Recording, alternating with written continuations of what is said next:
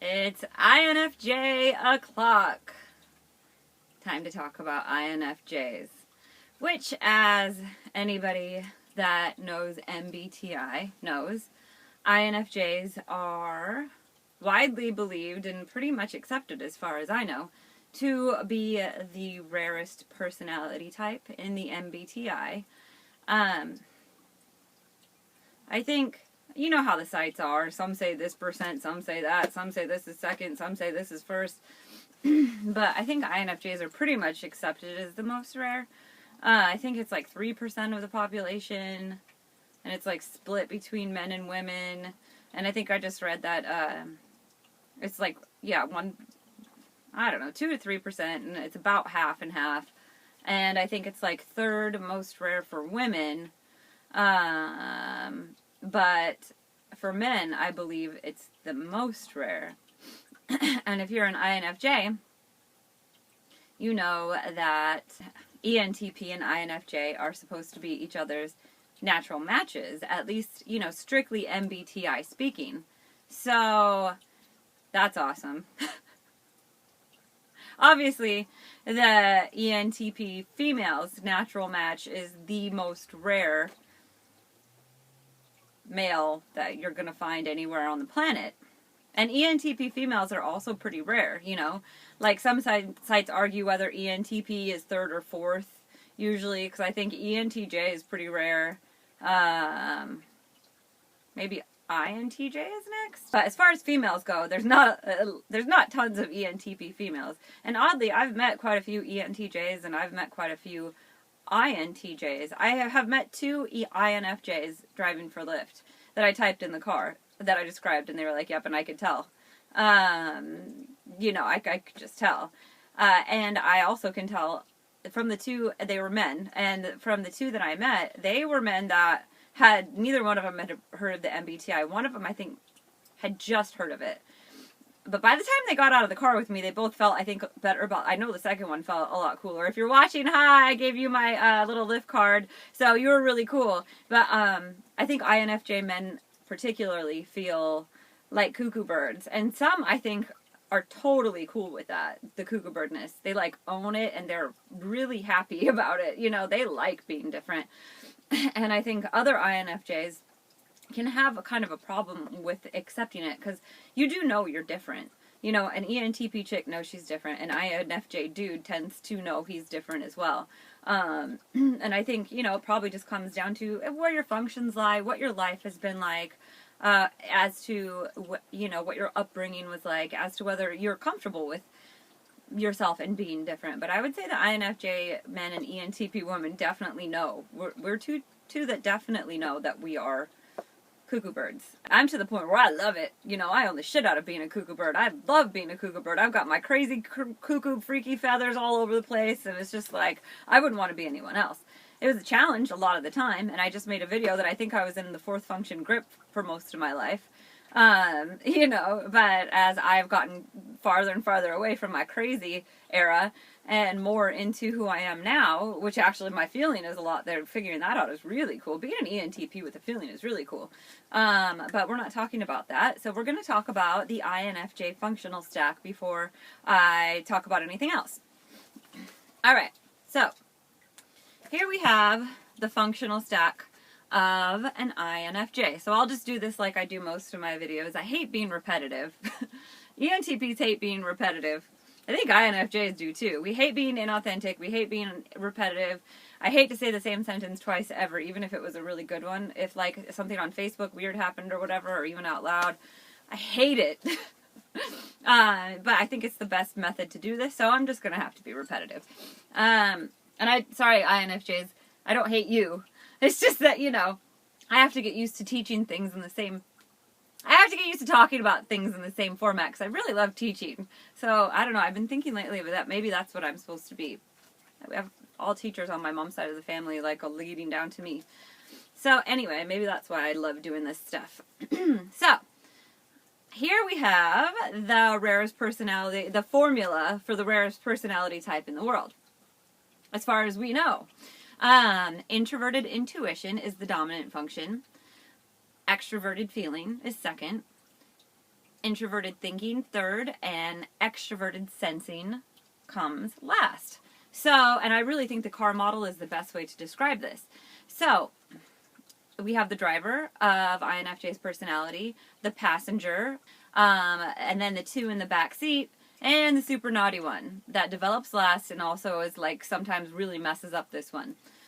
So, talking about lifespan-wise, this is going to be what pops up first, and then as you get older, then this is like, you're still going to be a kid when you start to develop this, and then thinking will come probably in the teens, and then this one will get there eventually.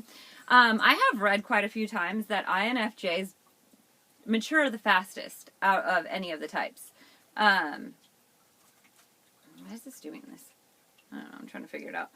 So, and I'm thinking that must be like an introverted intuition thing, having this first. Delving into yourself, like really knowing yourself.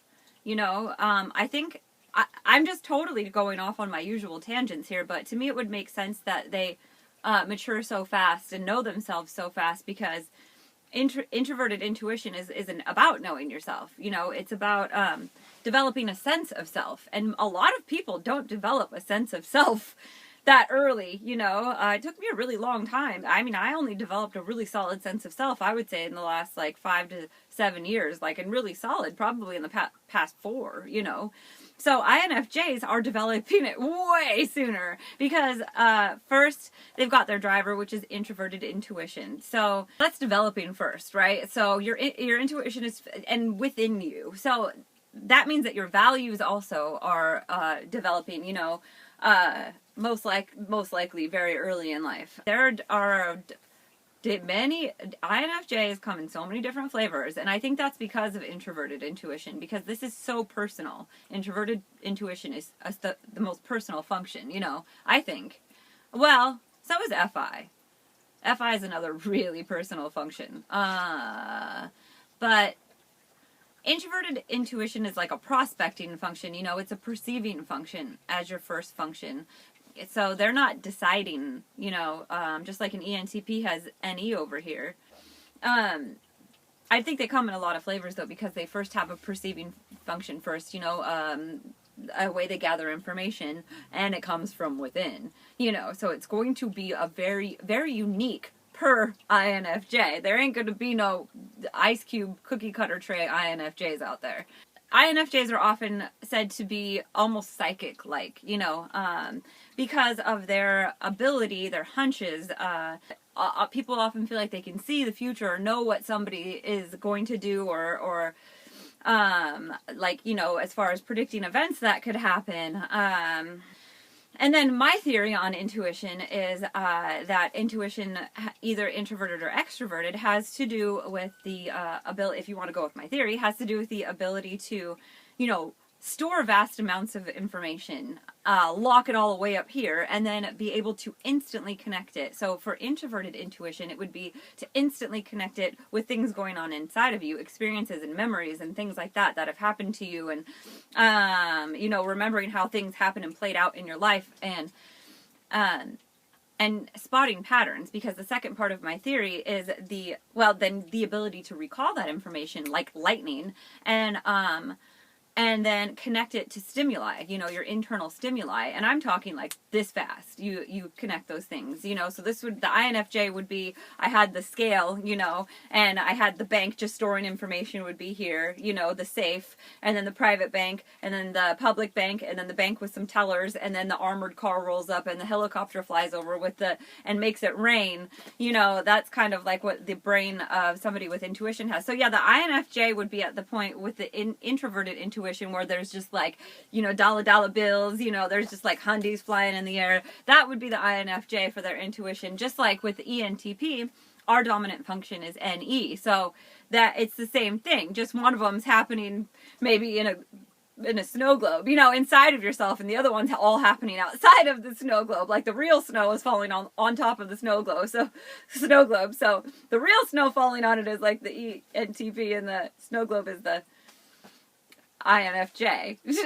The snow globe with money raining all over. I don't know. If you're an INFJ, you got that. And then FE comes next, so that's extroverted feeling. So that is the social feeling, the group harmony type of feeling. You know, it is looking around you, it is looking for societal cues, you know, proper behavior, respecting rules and establishments, and INFJs really need things to be in harmony. You know, their FE, I swear sometimes that almost their FE seems like their first function with how strong their FE is. Because they will need FE at the expense of their own health, at the expense of, like, you know, they need the room to be FE happy, even if the person they're with isn't, you know, but they need the greater good to be, you know what I mean? A lot of the time. Not all the time. It varies. But, yeah, the harmony and a peacefulness is huge for INFJs. Like, maintaining equilibrium, I would say, is huge for INFJs. And then their third function is TI, so that's introverted thinking. So I'm freaking yelling. I was driving home and I recorded a different video. And I had to yell because I was on the freeway. I'm going to have to adjust the volume, I think. I hope I can do that because my computer's all shot, so I'm using all these crazy different editors. It's making me insane. I have tons of videos on backlog. Anyway, so introverted thinking is third. Take down the voice, Melissa. And it's like right here. Blah! Maybe I think I'm trying to reach the internet and the world. Sorry, INFJs. Okay, so, for yelling and for getting off track. Introverted thinking is, you know, it's a silent process. So these two are silent processes, and then these two are, you know, in the exterior world. So introverted thinking is analyzing, you know, categorizing, coming to conclusions, logical analysis, things like that. So, you know, that's the one in the back seat. That's behind the driver. And then SE, and this can be very strong in INFJs too. You know, then SE is extroverted sensing. So that sensing the physical world, the concrete world, your appearance, appreciating, you know, nature, even making decisions. I just read that today, you know, being able to make decisions, act immediately, things like that. So that's the fourth function. That's the one that develops last. And there's definitely varying levels of this, but some INFJs are terrible at this. Well, yeah, and some are really good, and some are like halfway split with the SE. You know, like they'll be like, you know, beautifully dressed, but like I don't know. SE is kind of fascinating. It means orderliness in your environment too, which INFJs do. Some have to have this, and some can get kind of messy because it's their last function. Again, this is very split for INFJs. You know, some will have really clean areas and stuff like that, but then something you'll find like the messiest room on earth. Some everything is meticulous, but more in a everything's in its place kind of way, and everything looks beautiful. I think INFJs are appreciators of beauty. They're really appreciators of nature too. INFJs can watch a bug crawl on a leaf forever. So that's their functional stack. This one right here is, I think, well, it's the perceiving function again. So they're not going to be making those judgy. Once they make up their mind about something, they can get really stuck in it, though. You know, an INFJ, because they are a J, you know, at the end here, after all, they will perceive first before they make up their mind about it. But they can be incorrect about this, especially because, you know, FE is their judging function, so it's based on the world around them, and I think this can really trip them up. I think FE as a second function can really trip up INFJs. Because I think the INFJs think that this is FI for them sometimes, you know? But this is what their tried and true is. But I think that when FE tries to take over, and INFJ thinks it's FI, you know, and I think that's where they get messed up. You know, because I think something about FE can short-circuit an INFJ and have them making very bad decisions, at least when it comes to relationships.